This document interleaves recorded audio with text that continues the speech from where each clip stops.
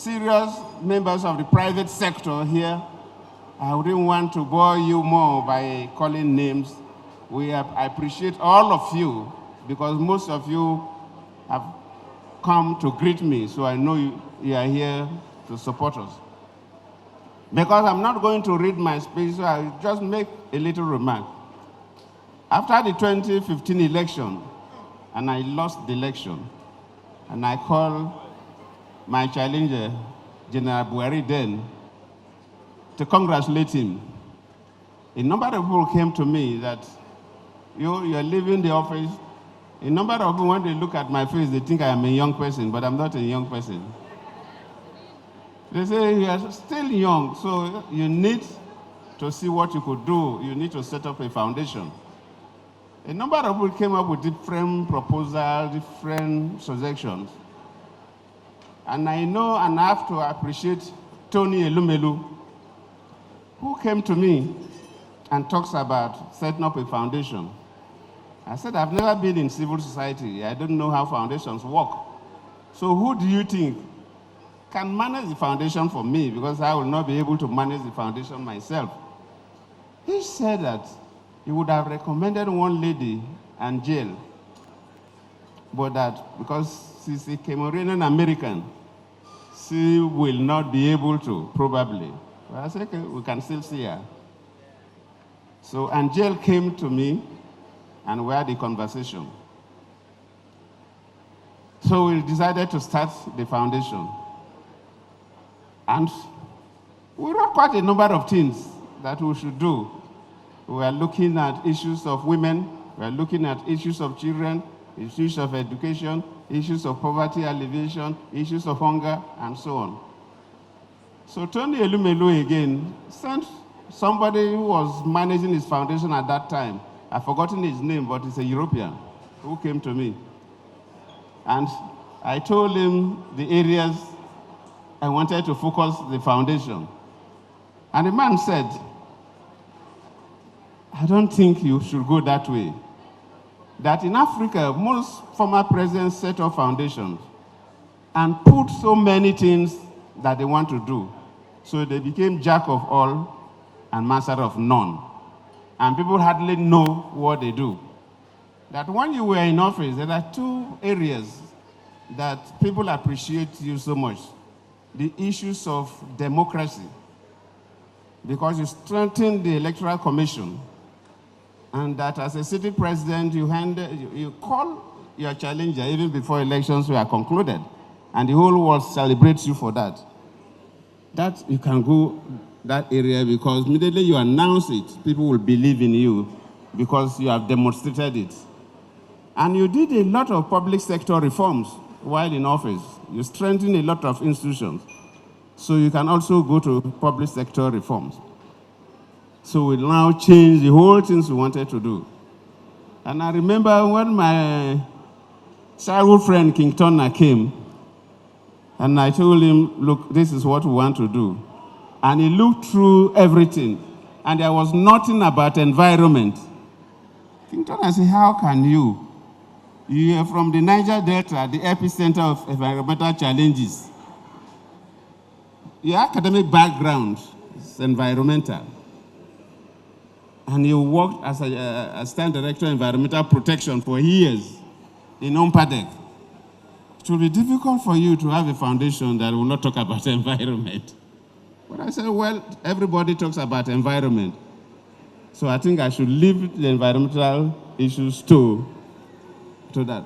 That's how we decided to concentrate on issues of democracy and public sector reform. But we have not done anything in terms of public sector reform because for you to go there, a government must invite you to go and work there. The only thing close to that was when we worked with international ideas in the Gambia to review their constitution. So we decided to center on issues of democracy and governance. And just like my executive secretary have said it all, Ms. Anne Yonu, the media,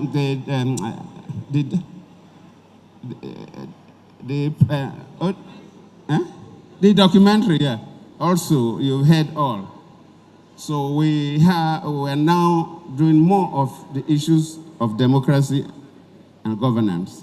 And we have few products, though we are doing a number of things, like my executive director did mention, even in the documentary, you showed that even during the COVID, we did something. We can actually do anything we want to do. But the key area is about democracy. And one of the number one products is the West African Elders Forum that we set up. A forum that is made up of former presidents of countries and former presidents of ECOWAS that we believe knows much about the West African sub-region. And this is a preventive diplomacy program. And just like she said, we noticed, even when I was in office, that most of the challenges we have used to emanate from poorly managed elections. In fact, Mali is still there. It was just parliamentary election that led to the crisis in Mali, not even presidential election. So we set up the West African Elders Forum so that we go to countries close to their elections and we also go during their elections. The idea, yes, we observe the elections, but we are not co-observers. We go there to make sure that if we notice anything that is coming up negatively, we intervene and try to see what we could do so that those issues will not snowball into crisis. And the condition to be a member of the West African Elders Forum is that you must be a former president within the sub-region and a former president of ECOWAS. Because we are not too many, so some vice presidents, like one of the ladies that spoke, the former vice president of the Gambia, also a member. But one clear condition is that you will not longer be an active politician. And that is why I'm disappointing most of my friends. They expect me to play active role in politics. But before I play active role in politics, I will first and foremost resign from the West African Elders Forum before I can play active role in politics.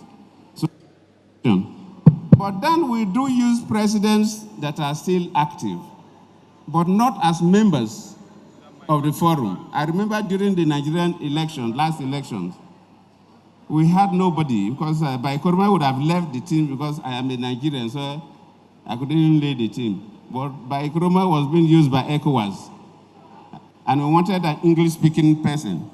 So we have to bring John Mahama, even though we knew he was still in active politics in Ghana. But we borrowed him, just come and lead this mission and go back. You are not yet a member until you finish your political activities. So that's our number one product. The second one, which also was mentioned by the Executive Secretary, was our annual democracy dialogue.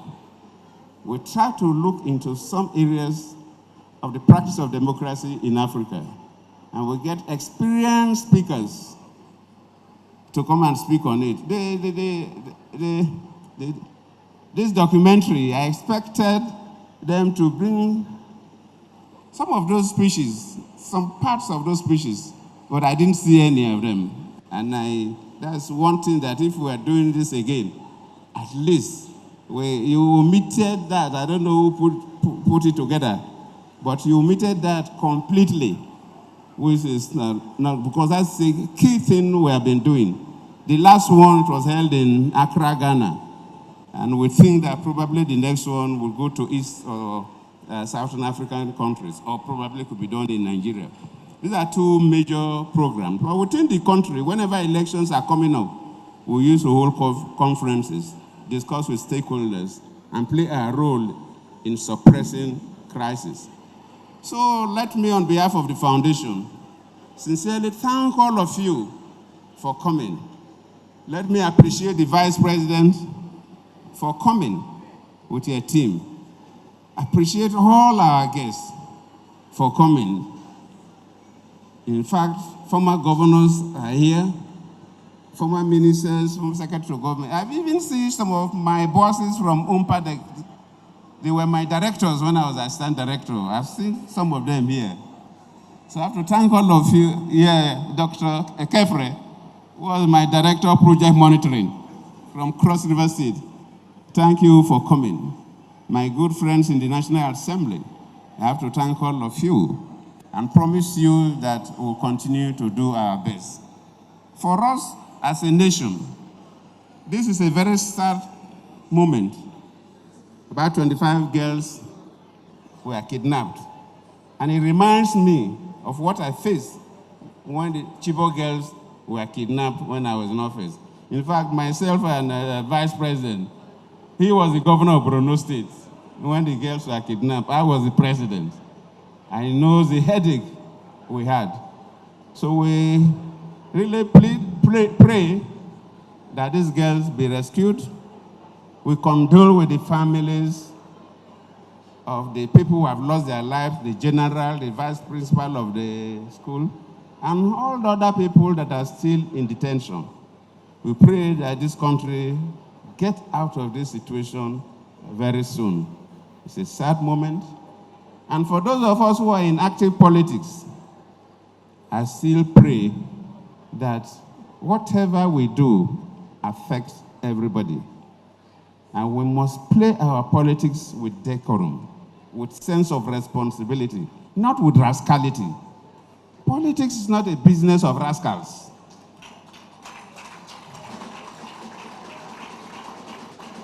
Politics is, you are trying to create leaders. You are trying to create leaders. So you must show that you are an extremely responsible person. For you.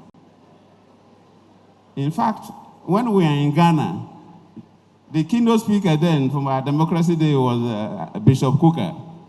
And he said that if you look at everything in the world, even if it is to make Accra or bonds, I don't know their names, there are people learn before they do it. Even to teach in primary school, you go through a training process. Get certificates before you can even teach in nursery school.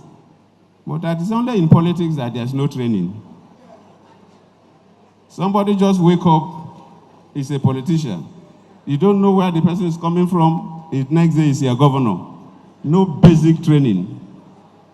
And it is a problem. We must change the face of politics. We must see politics as a business of responsible individuals, not a business that they play in the motor park. Once again, let me not go too far before I say things that I'm not supposed to say. So let me, on behalf of the foundation and on behalf of my family, actually today is for the foundation, but all the speakers also appreciated my birthday. And that is the problem the foundation will continue to face. Maybe we have to do something. Because the foundation was launched on my birthday in 2015, when I launched the transition hours. And the proceeds from that book was used to start the foundation. So it now coincides with my birthday. So every time that we are doing maybe 20th anniversary, 25, my birthday will always come up. So I have to thank all of you for your beautiful words, your encouragement, and promise that we'll continue to do our best. I thank you all.